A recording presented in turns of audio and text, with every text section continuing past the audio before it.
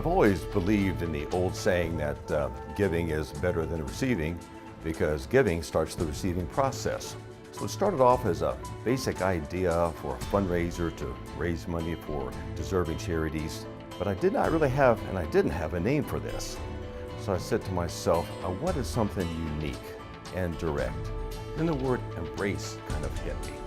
Now I see and hear that word more than ever before and really never knew just how powerful that word can be. Now we have it. I've got my name, Embrace the First Step. Mike Roderick, who is the founder of Embrace the First Step, has a wonderful organization that he's put together that really does fundraising through athletic events. Of the various events that Embrace the First Step will host throughout the year, the main event will be the climbing of Mount Rainier every summer. This is a 3-day climb that will present many challenges. Not quite as challenging and maybe a little more fun are some of the other events, and they are a bike tour, a volleyball tournament, a home run derby for softball players, a long drive contest for golf, and also a golf outing. These are designed to be fun and to encourage strong public participation to raise money for what we call the CAVS concept. The core philosophy of Embrace the First Step and its fundraising efforts will benefit children, animals, veterans, and seniors, otherwise known as our CAVS concept.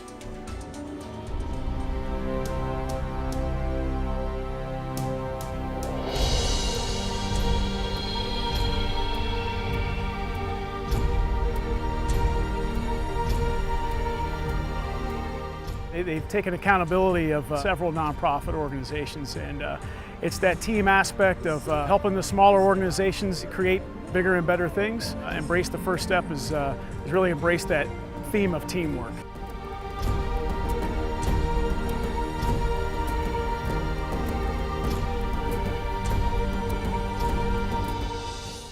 We make a living by what we get.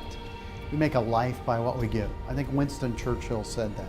And it's so true. So I think everyone needs to be involved in giving to others and supporting a great charity like Embrace the First Step. We still got a mountain to climb, but what's really going to help, what really is going to help is your support. We need your support now. We want to raise as much money as we can. I want to raise more money for these charities than I ever possibly thought I could. But the only way that I could do that is through your support. We all need your support. So get involved, embrace the first step, and support your favorite charity.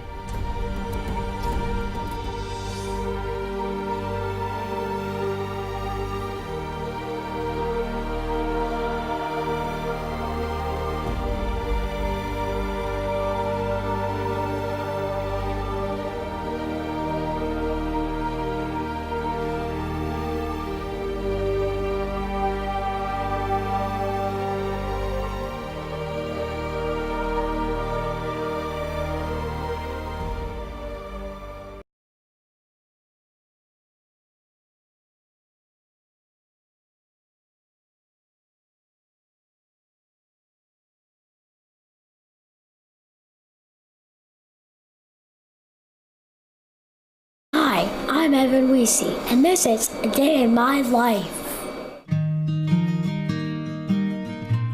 I have spinal muscular atrophy.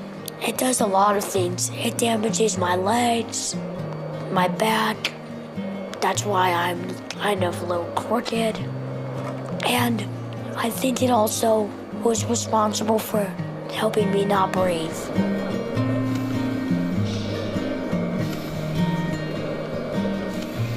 I usually get up at 7 a.m. My nurse, Peggy, she comes in and wakes me up. You waking? Yeah, it's about time. Stretch out. The first thing I do is the chest vest where it's loosen the junk out of my lungs. Okay, we hook it to his respiratory tract now. Feels like it. Well, right now feels like it's shaking my chest. It's shaking a little bit on my tummy. I also do the cough assist. which helps me to cough. It takes a very long time, but it doesn't hurt at all. Then I get up, get dressed. Hold your head. Don't you hurry. Okay, warm it up. Voila! I'm ready for the day. Hi, I'm Evan's mom, Erica. Evan is such a blessing to us. He is happy-go-lucky, he laughs at the smallest little thing, he keeps us entertained. He has so much to complain about, but he doesn't complain at all. He could complain about not being able to breathe or not be able to walk, but he really is a happy kid. He's such a blessing to have.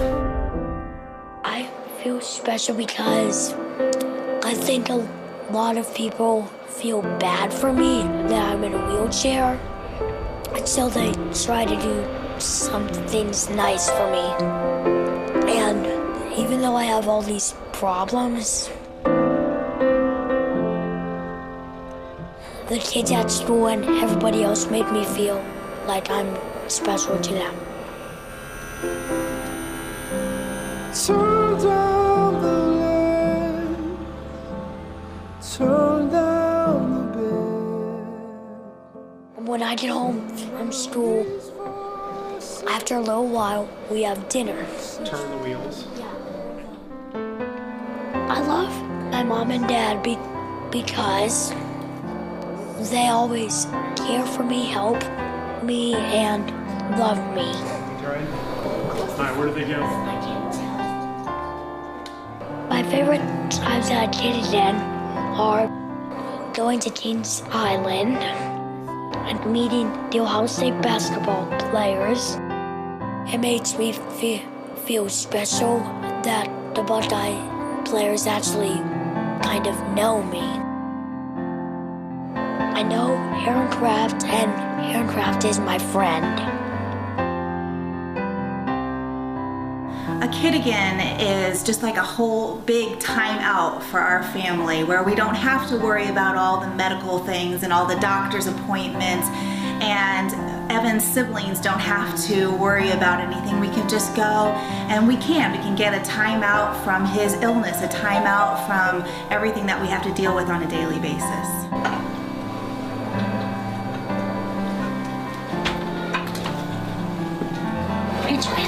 It's been a long day, but this has been a day in my life. Good night.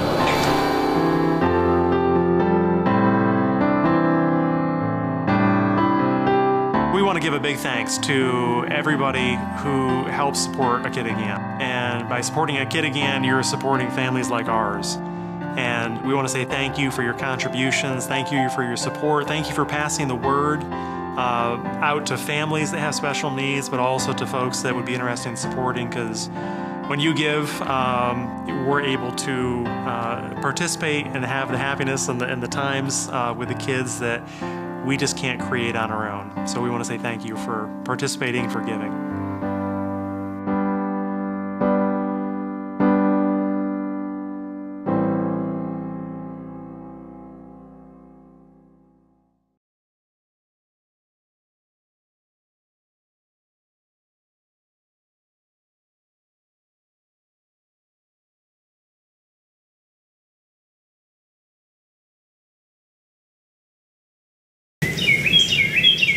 On a peaceful farm in Franklin County lived 3 horses, a pony, and a pig, all rescued by Cynthia Schmidt. They've recently been joined by long-term visitors, Gunner and Riley. They're staying at CSW Farms while their owner, First Sergeant Ted Moskowite, an Army Ranger, is deployed to the Middle East. In March, his wife suddenly passed. They're in their 40s. They have no children. Gunner and Riley are their children. Cynthia Schmidt wanted to help the nation's fight against terrorism, and she wondered what she could do. She learned that there were 82,000 active duty soldiers deployed out of Fort Bragg, North Carolina, but no temporary care for their pets. So she offered to board them, contacted the Army base, and started with the sergeant's dogs. He called me in a panic and said, I don't know what to do. I said, I'll be there tomorrow. She drove down and picked up his pets. Dogs go through separation anxiety and depression just like humans do. So it's very important that we have a behavioral specialist that can work with the dogs. A treat? Sit. Good girl. Amber Ansley helps the dogs adjust to their owner's absence, but that's not the only comfort they get. Cynthia says the sergeant uses FaceTime each month to call and see his four-legged family. At least Daddy can see you, and he says hi. Cynthia charges nothing for this long-term care and soon will add acreage so she can care for up to 100 dogs of deployed personnel. She considers this her patriotic duty and a labor of love. Their dog is their hero. It's a soldier's hero, a soldier's best friend. It helps me knowing I'm allowing them to do their job a little better and that their hero will be here for them when they get home.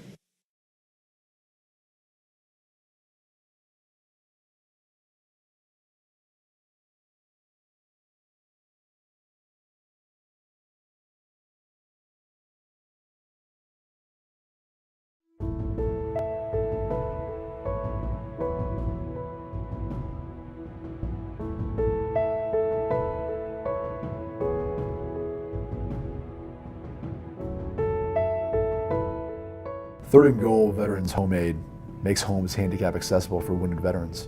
But that's really putting it simply. I think we do many other things. We provide all sorts of fun experiences, whether that's tickets to concerts or football games, things of that nature, or providing gifts during Christmas time or different birthdays. We even try to go as best we can to provide housing for those who are homeless. So we do a multitude of things, but I think where we first started is trying to adapt homes to fit a lot of the wounded soldiers and veterans coming back from warfare. And the name Third and Goal means to me is a very specific scenario in which you're looking at a critical situation trying to come out on top. So it's not like it's fourth and goal and we're in some sort of desperate situation. It's a very critical, well thought out way of executing to handle an issue on the football field. And that's what we feel like we're doing with Third and Goal for a lot of these veterans. So that's kind of what embodies the name. In the past, we've done several projects surrounding generally the same thing, which is home adaptability for veterans who are handicapped and disabled. And this serves a great purpose not only for the veteran, but also their caregivers as well. Examples of this are Shane Parsons up in Fostoria, Ohio. We built a deck for him. He's confined to a wheelchair. He's a double amputee, and we made his outdoor living space a lot easier, built ramps, made it safer for him. We've done this as well in the state of Washington. What we did there was we widened hallways, we lowered countertops, just general things that we take for granted on a day-to-day basis, that if you're disabled and you're a caregiver as well, it makes it very difficult to get by on a day-to-day basis. So we're just trying to make the small things easier for those who have served our country. Whether that's a big project, a small project, it all kind of depends on the spectrum of the injury. So we just try to make those who are putting it all on the line that much easier when they come home and they find their place of comfort. You don't see this every day. It's for somebody of that stature to take the time out of their day to, donate or help out. Pretty nice, pretty good deal. Greatly appreciated. I think if anybody can help Third and Goal in the future, it's incredibly important. Helping wounded veterans, I think, is one of the greatest causes out there. I mean, they serve our country, they serve us, and they fight for us. So the best and only thing we can do is help them in return.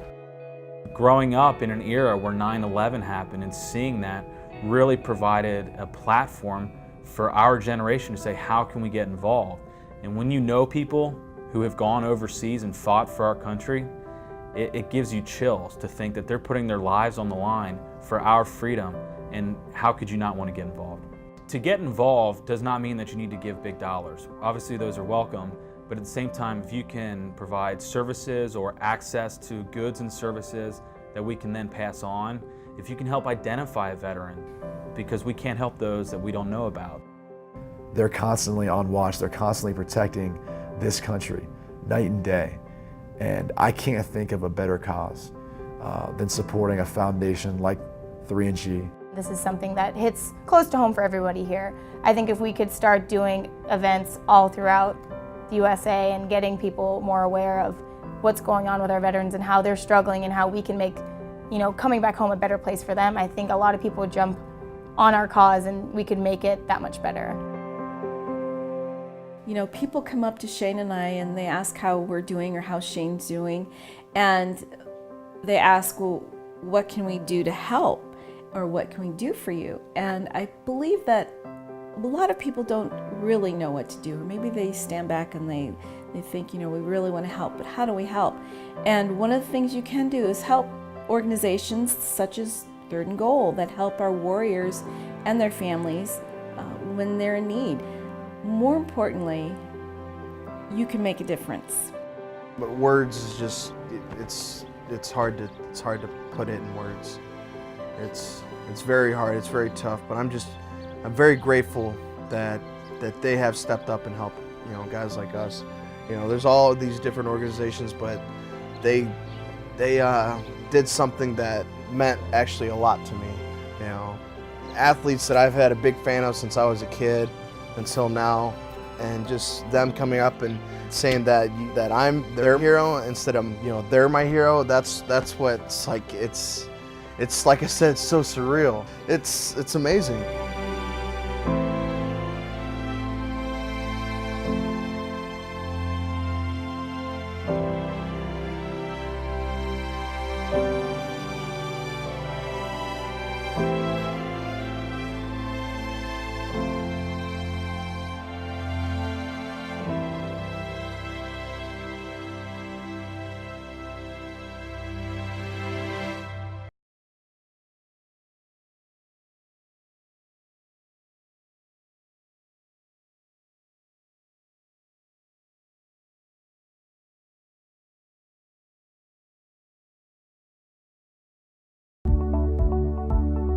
These days, once Halloween gets here, everybody is set for Christmas.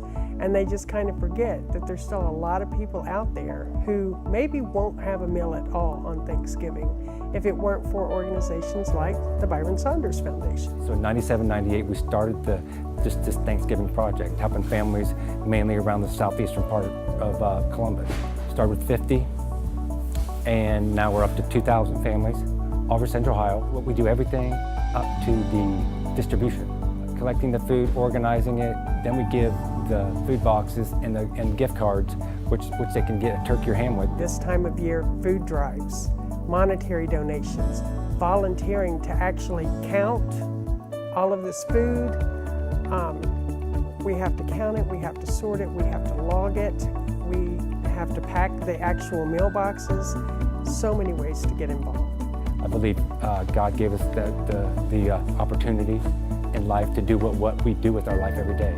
No matter what our stage is in life, we have the opportunity to do what that is. The most important aspect of Thanksgiving is time with your loved ones, with time with people that you enjoy being around. And Thanksgiving just happens to be with turkey ham usually, but I think the greatest aspect is time with your loved ones.